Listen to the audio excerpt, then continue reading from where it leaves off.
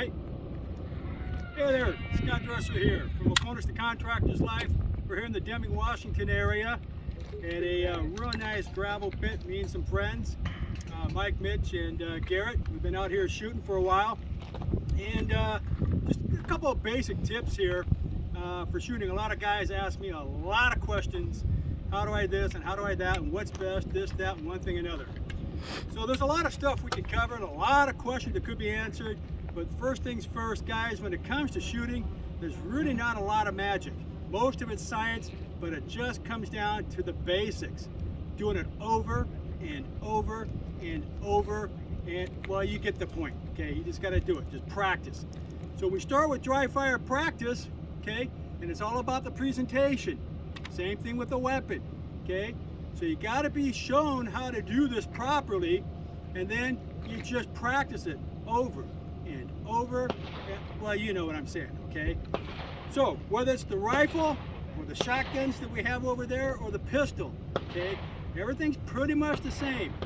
The difference between firing the pistol when you punch out and the difference with the rifle is this hand's a little closer, this one's a little further out. Otherwise, the shooting style, the structure, the stance, it's pretty much otherwise the same, okay?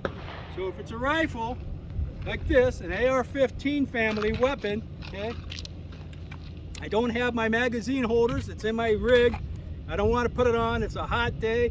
I already sweated my ass off. I'm not in the mood for it again, okay? Yeah, and I wore this because my baseball cap, yeah, cool contractor guy stuff, whatever. 70 to 80% of our body heat goes right up through our head. I was sweating my ass off. This, breeze, and I feel a lot better. I might look like a dork, but I feel a lot better, right? So if I'm shooting my weapon, there's all kinds of ways to do it, and we'll cover down on all that stuff later. Right now, the basic thing is, I want to have this. I don't want to have it on my bicep. I don't want to have it up on my shoulder. I don't want to have it on my head. Okay. Ideally, it's right here in the middle of my torso, in my chest. Long axis of the weapon with the long axis of my body. Perfect recoil management. Takes a lot of getting used to. It's probably something you've never tried and done. You still got to get down, get your sight alignment, get your cheek weld. The other way to do it, most guys do it this way, and so do I, preferred way, tuck it in right here, okay, where the pectoral muscle is, more of the pectoral muscle. I'm putting it right here, and it might help if you get a rubber cap. I got a rubber cap, okay, stops the slipping, sticks in there. Just like when I'm drawing my pistol and I'm clamping down, doing the same thing with my rifle. Okay, I'm coming down, getting down there, nice cheek weld, good sight pitch and alignment, and I'm hitting what I'm aiming at. Okay, usually it's a lot easier with the rifle than the pistol. Pistol takes a lot of practice. Most people are better with the rifle than they are the pistol. That takes a lot more practice. Fundamentals are otherwise the same. Okay, so why do I put my hand up here? I used to do this. More stable, more control. My left hand is driving the weapon wherever it needs to go. Right hand's just along for the ride. It pulls the trigger. When my brain says pull, it pulls the trigger. This hand is doing all the work. Okay, this one's just along for the ride.